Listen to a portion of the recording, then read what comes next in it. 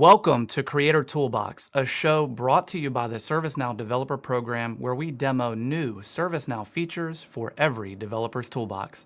My name is Alan Andreas, Senior Developer Advocate.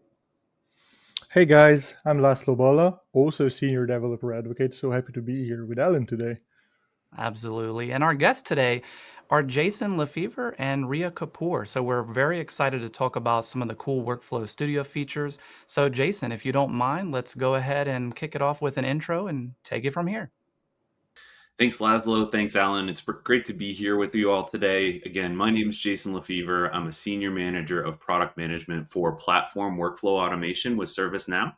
I'm primarily responsible for our Playbooks products. So that includes our builder for digitizing processes for the enterprise, as well as the runtime experience, what we call the Playbook experience. We also have various generative AI capabilities to help accelerate both building playbooks as well as running playbooks and achieving the process outcomes for which they're built. Today, I'm going to showcase a couple of new features from our Zurich release that give process authors more flexibility in how they set up their playbooks to run, as well as controlling permissions of who can view, execute, and interact with playbooks throughout the lifecycle of a process. So let's get started. Exciting. Ria, hi. Hi Lazo, hi Alan. Hi everyone, I'm Riya, product manager on the workflow automation team, and today I'm going to demo a feature that we recently released in Zurich, that is Recurrence Trigger. It's a very asked about feature, so we'll get into all of the details. And second, I'm going to talk about the enhancements that we are making with the Flow Debugger. We talked about it a lot in the Yokohama release, but a lot of exciting things coming up next. Yeah, excited to demo the same. It's great to have you guys here. So many exciting features to cover. I say maybe we get started with playbooks. So, Jason, stage is yours. All right, so the first of our enhancements that we're going to cover on the Playbook side for Zurich is new enhancements to Playbook Triggers. So Playbook Triggers allow process authors to determine how a playbook should run based on specific events.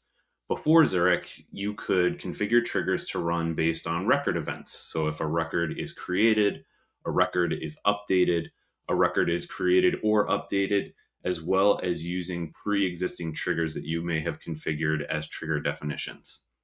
With the Zurich release, we now support the ability to configure multiple triggers for a single playbook. So if you have multiple types of events that you want to watch for and trigger a playbook when the first of those events happens, you can now set up multiple triggers.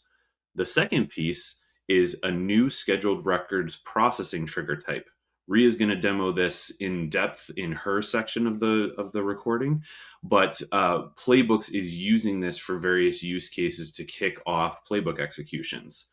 And then the third thing is we are going to allow activating playbooks without any triggers configured. So there are scenarios where the business may want to set up a process that is programmatically or manually triggered. We support a scriptable API for executing playbooks. And so you may want to configure a UI action in your workspace that allows your runtime persona to manually kick off a playbook. And so now you can do so without having to pre-configure any sort of trigger on your process definition. So a couple of outcomes that we want to achieve with this, providing additional flexibility. So playbooks are a powerful platform capability, meaning they can be used for any application or workflow use case across ServiceNow. So now playbook authors can implement multiple ways to execute their playbooks in runtime. And then with the new scheduled records processing trigger, you can execute playbooks in bulk. So if you're looking for a group of records for which you want to kick off playbooks, you can execute in bulk for up to 1,000 records via that new type of trigger. This is going to be available in our Workflow Studio version 28.1 from our App Store, compatible with the Zurich family.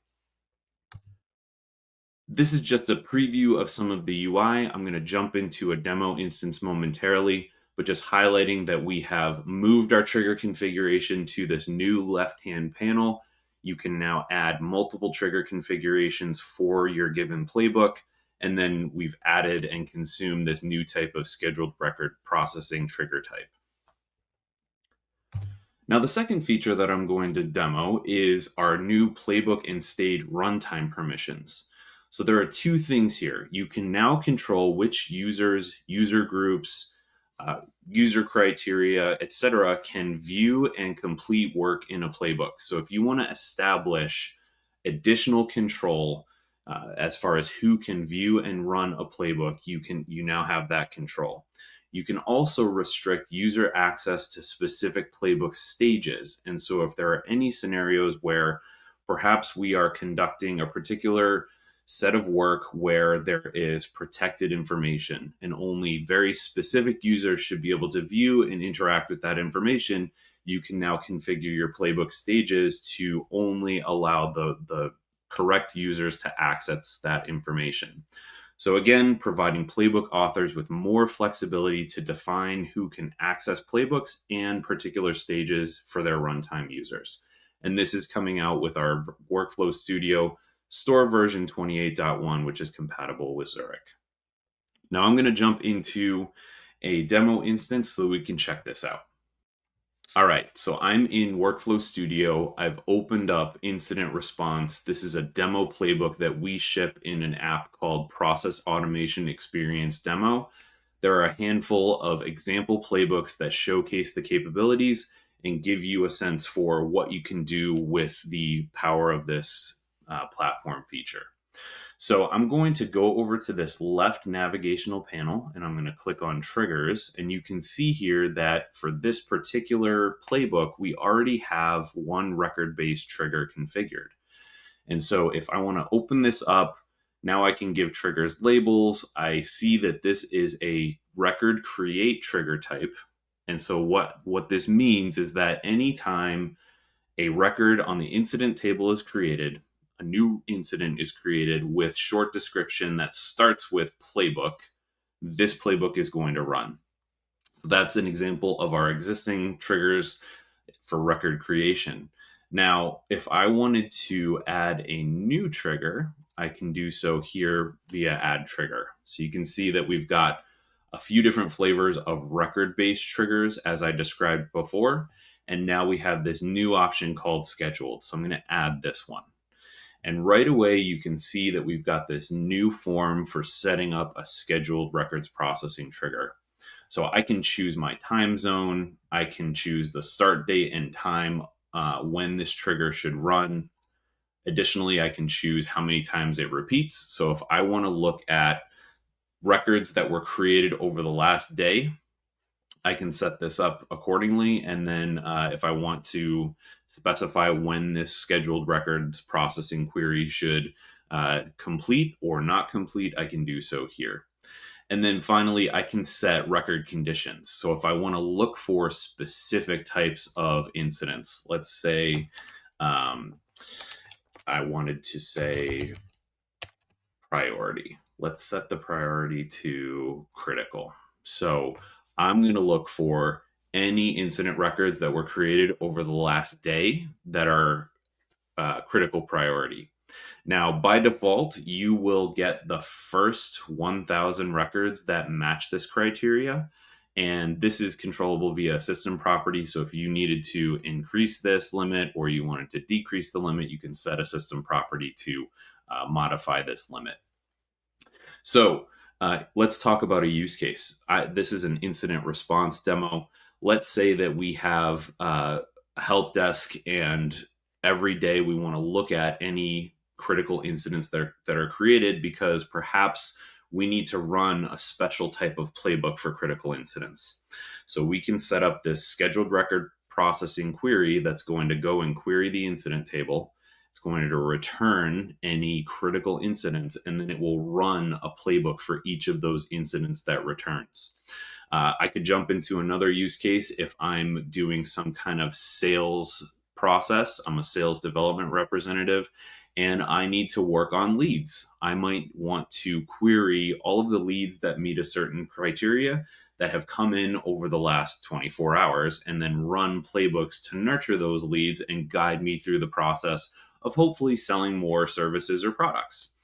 So again, multiple options here. This is truly a platform feature, so this can be applied to any process-based use case that you can think of.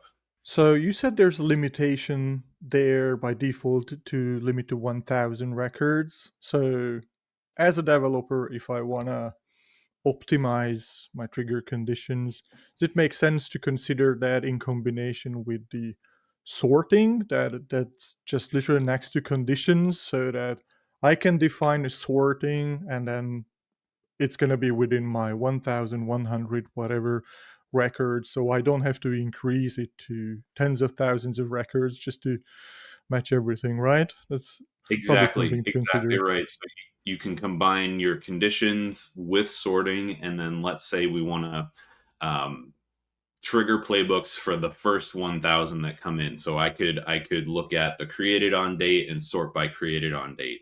And that gives you this truly dynamic configuration experience so that you can pick and choose how to prioritize which playbooks are kicked off for which records within that limit. Another thing to consider is if you are running this type of trigger, let's say you handle the first 1,000 units and then work is done on those 1,000 playbooks by the time the next run of this query happens. Supposedly, hypothetically, these records would have been updated such that they're not going to be caught in the query the second time through. So you conduct work on these incidents or these leads, then they're progressed in the process in the playbook. Then the next set of leads are showing in the query, and then you can kind of do this in batches. So definitely some thought patterns around how best to make use of this. And then again, if you've got really, really high volume use case, you can increase the limit via system property. Yeah, and to that point, Jason, and great question, Lazo. I love that. You got your smart mind. He's 200 IQ here, folks, with that one.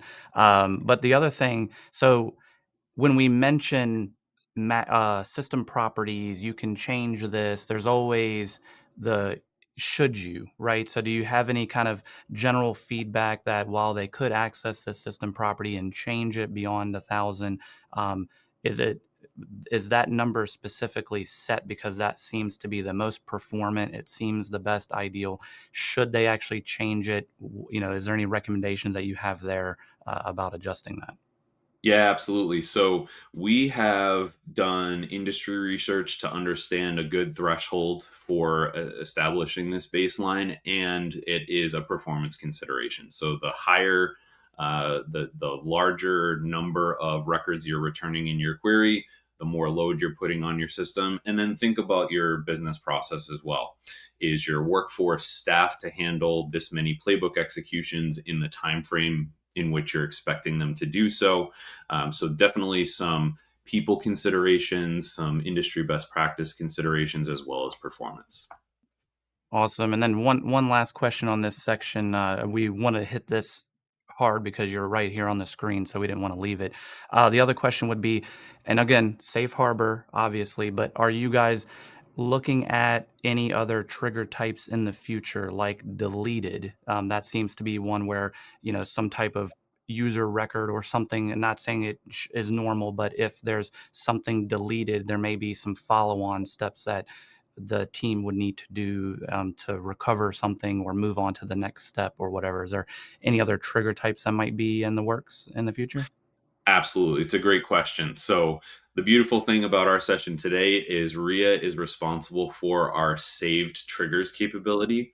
And so, as we hear feedback from our ServiceNow community, from our partners, really we respond to that feedback and incorporate and improve our capabilities here. So, we have heard that use case before, and I suspect it's just a matter of time before we're enhancing our trigger capabilities and consuming those within playbooks. Awesome. Thanks so much. Now we'll let you continue on. Thank you. Absolutely. So the second thing that I want to showcase in our Zurich enhancements is our new set of playbook runtime permissions. So if I click on the start node of my playbook, our playbook properties have been moved to the side panel. If you know playbooks well, We used to have our properties in a modal that pops up on the screen, but we've moved this over to provide a consistent configuration experience with our stages and activities.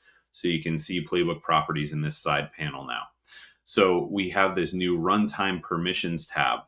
The way that Runtime Permissions work pre-Zurich is that anyone who has read or write access to the playbook will be able to view or complete work within the playbook. That stays the same. However, if the process author or the business use case dictate additional controls on who can view and conduct work within a playbook, you can now further restrict by adding these permission sets. And as you can see here, I can set a permission set on users, user groups, roles, or by evaluating user criteria. And so if I choose any one of these, I can then set up these additional restrictions and pick and choose how I want to restrict who can view and conduct work within the playbook itself. So I just choose my role in this example. I can choose view and manage, and then away I go. You can see here that I have additional options as far as what an action designer role should be able to do within this playbook. And so this gives me additional control again. So if I need to be mindful about the type of playbook that should be run, let's talk, for instance, if I am setting up a case resolution playbook, and maybe I have a level 1 support center type of playbook, maybe it's very in detail, in depth for a level 1 level of expertise. And then I have a separate level 3 playbook for a more expert case agent. Perhaps I want to ensure that level 1 agents cannot run a level 3 playbook. And so now what I can do is I can look for that level 1 user role, or I can evaluate user criteria. And then in runtime, the appropriate playbook is accessible for the appropriate user group, roles, etc. So that's the first thing at the playbook process definition level. And then we've added the same type of controls at the stage level. So I mentioned in the intro that maybe we have processes where certain stages contain protected information that only a specific set of users should be able to access. And so now you can open up a stage and look at these runtime permissions. So again, by default, anyone who has read or write access to the parent record, in this example, the incident record that triggered this playbook, will have permissions to a specific stage. And then I can refine those permissions or further lock down access by adding these permission sets. And so we've grouped things by read access, adding optional activities, restarting the stages, restarting the activity. And so if I add anything here, I can then restrict the access to conduct specific work. So let me take a look, and we'll add, again, a role permission here. And so now any action designer, any person with the action designer role can read the stage and conduct work within it. If I wanted to do the same thing for adding optional activities, for anyone who doesn't know what this is, optional activities are activities that can be either programmatically or manually inserted into the running playbook. So an example could be if I need to reassign my incident or my case by and escalate it because of the nature of the situation at hand, you have this option to add activities to your running playbook. Restarting stages and activities simply means I need to go back to the beginning and rewind and complete work again. So if something changes or I need to correct something earlier in my playbook, I can do a restart on the stage or a restart on a particular activity within the stage to run through that step or that sequence of steps again. So again, super powerful new enhancements to give process authors additional control over process definitions, playbooks themselves, as well as diving into stage level permissions and restricting who can and should be conducting various types of work within a given stage. And Jason here, if you don't mind, two things. Um, just to reiterate for those that may have kind of just zoned out for a second there, when you set up permissions for the parent record itself, the overarching kind of shell of it, and then you define permissions underneath it, such as at the stages, like you showed, it seems like the configuration will allow you to create um, conflicting settings, right? Like at the top level, I say action designer can be the role that does view and manage, but then on a stage, it looked like all of the roles in the platform are kind of there. And so you could create unknowingly a situation where you're like, oh, well, I did story manager or something like that as a role. But if they don't Yeah. have access to the parent record, they won't even be able to touch the stages. Is that correct? Just to reiterate that again?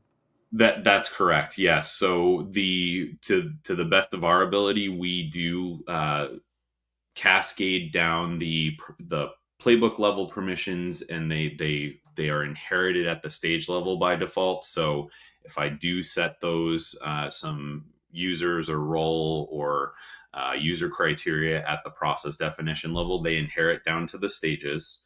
But it is true, we can't check absolutely everything, and so I would just recommend that as process authors, developers, admins set up these permissions, just take your time and really think through the pattern that you would follow so that you're not setting up any conflicting permissions.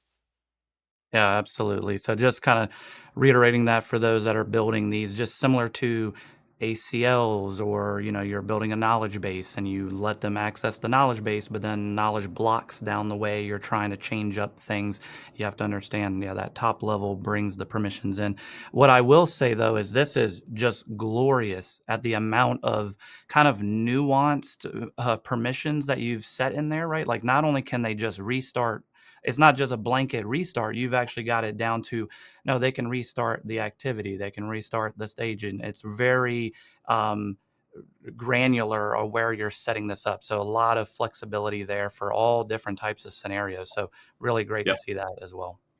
You already mentioned that it totally reminds me of knowledge blocks in knowledge articles where you get an article for, say, employees, but it has certain parts that's only for managers, let's say. So you can restrict that on top.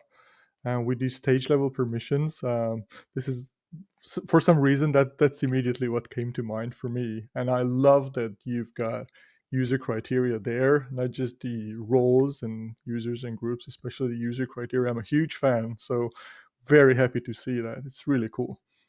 Yeah, we do what we can, guys. We truly listen to all of the ServiceNow application teams that are trying to provide our customers with fantastic out of the box applications, as well as any type of custom scenario that our customers want to implement. We really think through the implementation approaches and try to provide a truly platform set of features that can be leveraged for any use case. Perfect. I think we've got a really nice segue because Jason already demoed the triggers in playbooks. And it's not just in playbooks, is it? So I think we've got something from Riya as well to show on that. Yeah, definitely. Let me share my screen and get to the agenda for today for me. I'll start off with recurrence trigger. So this is one of the most asked features by the customers, and we have truly listened to all of you and brought up enhancements in the schedule triggers that you have been using since very long. So I'll directly get into what we have built and what would be available for you in Zurich. With the current schedule triggers present in flows, they're very basic and do not cover any advanced scenarios, because of which users are forced to add their scripting logics in schedule scripts and other scripting areas, which is not at all friendly for the low code users. Hence, we introduced the recurrence trigger, which allows you to schedule flexible use cases and attach it with a flow. This is also available, as Jason just showed this, in Playbooks. So similar to any other scheduling platform out there, you'll now be able to leverage all of those advanced features and trigger your flows, playbooks with all of these features. So we are calling it the recurrence trigger.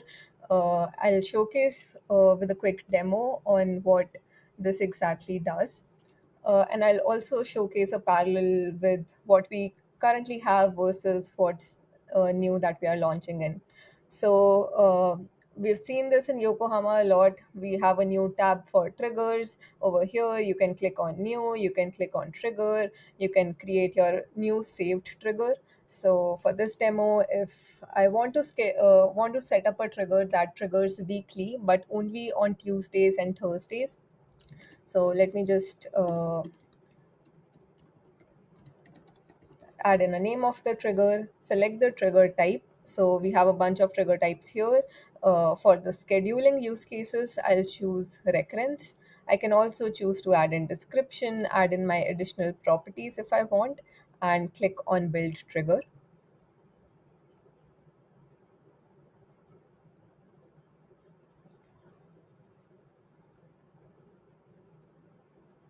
So this would open up my recurrence trigger UI for me. Here I can set up the time zone. So it could be any time zone that you have access to in your instance. You can set the start date and time of your trigger. You can select how frequently do you want this trigger to repeat.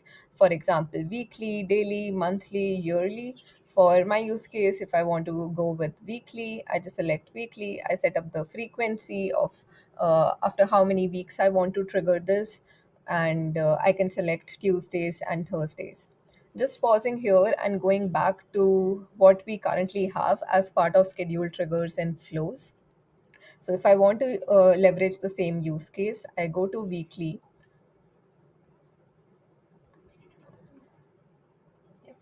and I want to set it on Tuesdays and Thursdays. So I select Tuesday, and I just set the time at which I want to run this trigger. But I'm unable to select multiple days of the week here. So that's a huge limitation for me. And apart from that, there are other things as well. The same use case doesn't apply to monthly if I want to set it on a different frequency of month. And also there was a repeated ask from customers on a yearly use case that they want to send out yearly reminders to their customers. So a yearly trigger was not at all available for them in flows. So this is something that you can now leverage with the recurrence trigger. You can just click on yearly. You can select the frequency by month. For example, every April on a particular day of the month, I want to trigger this, or on also on a relative weekday, like first Monday or fourth Monday of that month, I want to trigger my flow. So all of these capabilities are now available to you with the recurrence trigger. And I'll go back to the use case that we were discussing, like weekly, Tuesdays and Thursdays. I can now also select when do I want to end this trigger. So this capability was also not present right now in the current scheduling triggers. So the users had to come back to flows. They had to deactivate the flow if they did not want it to run after a certain number of after certain number of iterations, or after certain time amount of time. So with the end option, you can now have that flexibility to already pre-configure it in the trigger definition. And yeah, once done, users also see the summary in natural language on what all is configured in this trigger. So as it says, occurs every Tuesdays and Thursdays effective from this date. The blue banner at the bottom showcases what's the trigger definition in your time zone. For example, if the user has set up this trigger in probably Hong Kong time zone, and there's some user who is from the IST time zone, and he comes and sees the trigger definition, they'll see the blue banner giving a summary of whatever the trigger definition is in their time zone. So they don't have to calculate in their mind on, okay, in Hong Kong this is the time when it starts to trigger. They can just directly look at the blue banner and understand what exact time will the trigger definition run for them. So yeah, once you're satisfied with all of your configuration, you click on publish. It is now successfully published. I go back to flows. I'll just delete my older trigger definition over here. So I can go to any flow, select the trigger type over here. I can choose to create a new trigger, or I can just choose the saved trigger definition that I've just created. That is the recurrence type. So we just created weekly trigger, and it's now available for you to use in flows. So I can go ahead and create my flow. It will trigger at the scheduled time that I just configured. I can also click on open in trigger designer, and it basically shows me the whole trigger definition in one single view.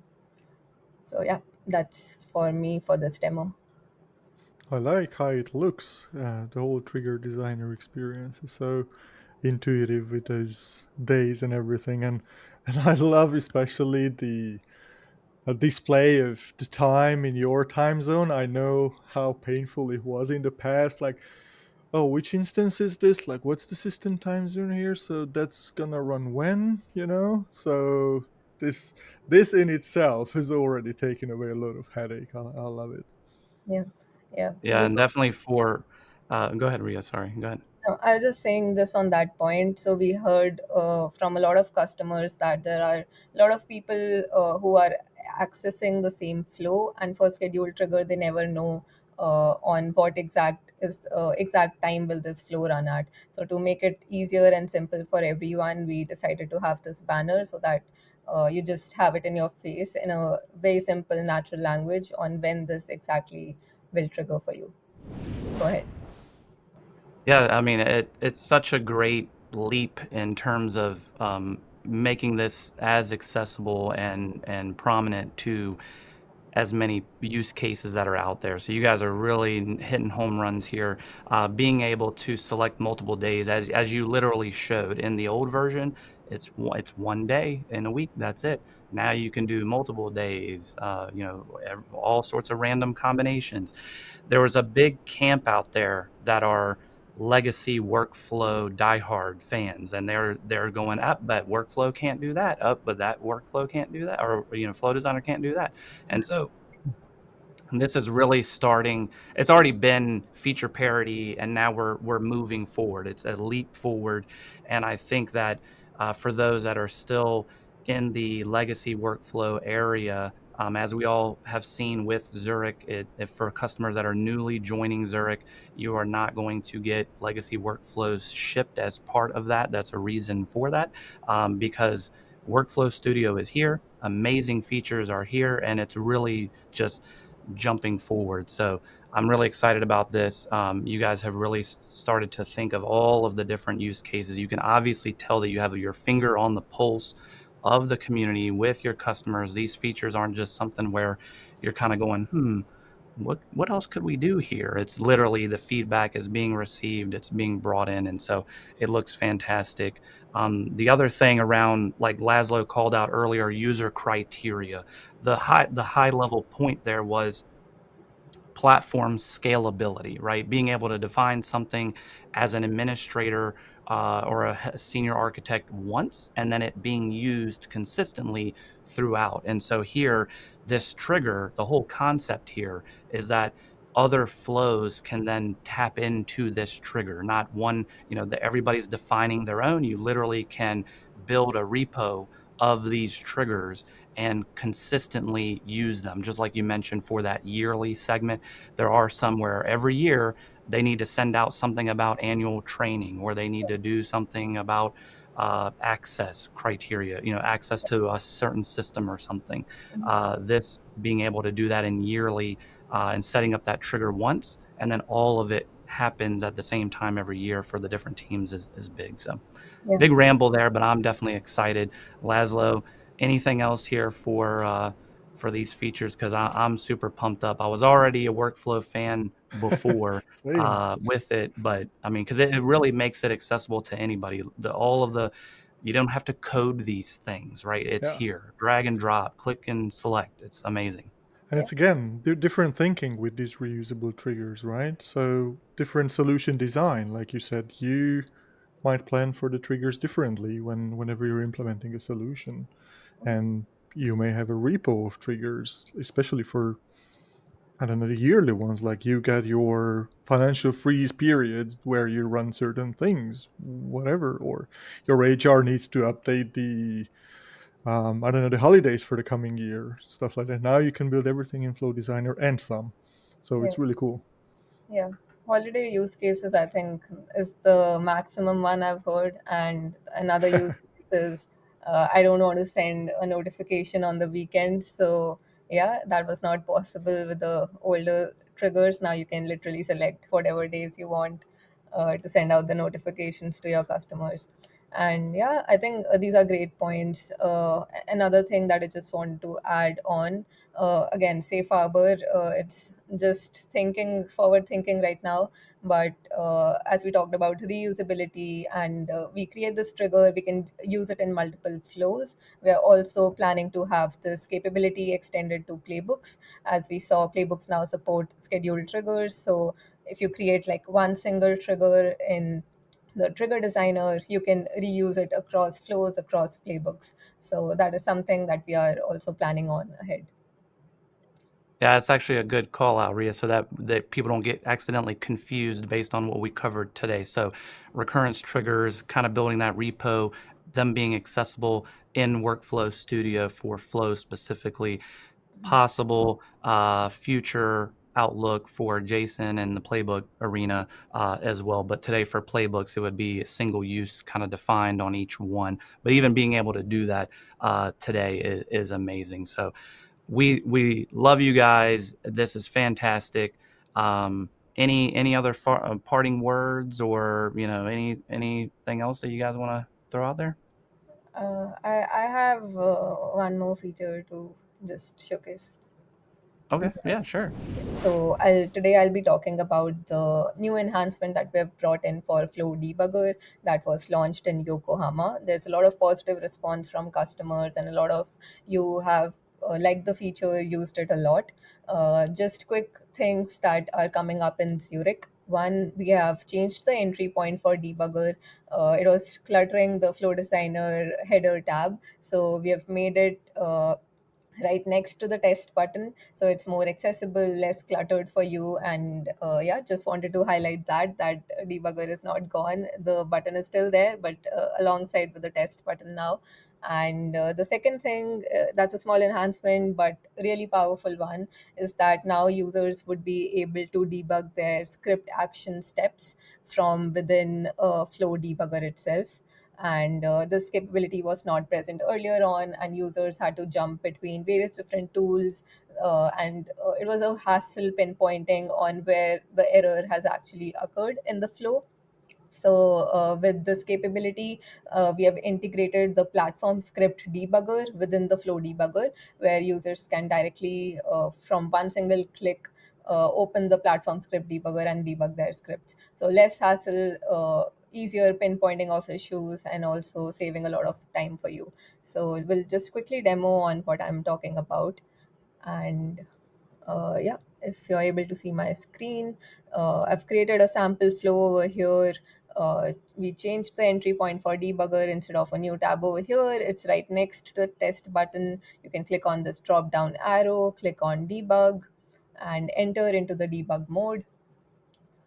And this is a platform capability as well, so all the flows along, whoever has access to the test button also now has the access for debugger, in case you don't know.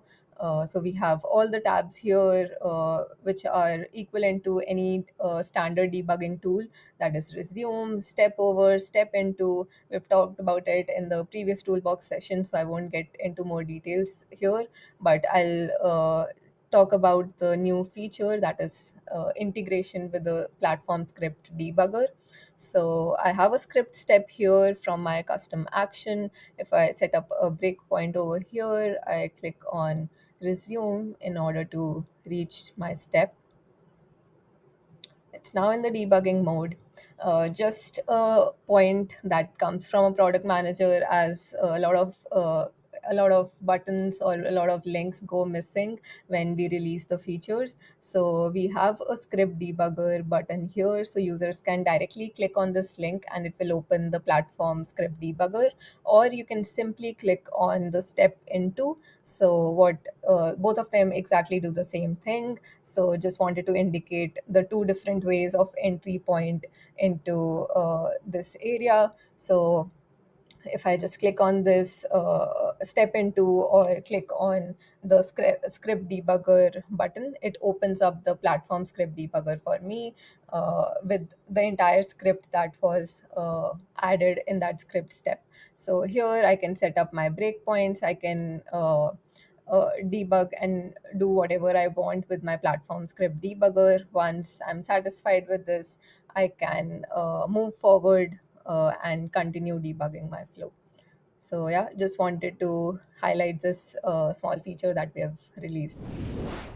Maybe a summary and a couple of questions. So we talked about, let me see, scheduled trigger updates for flows, enhancements to flow debugger, an entirely different playbook trigger experience, and playbook permissions, both overall and stage level.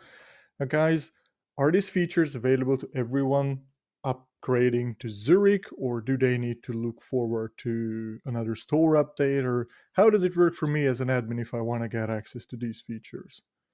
Yep, great question.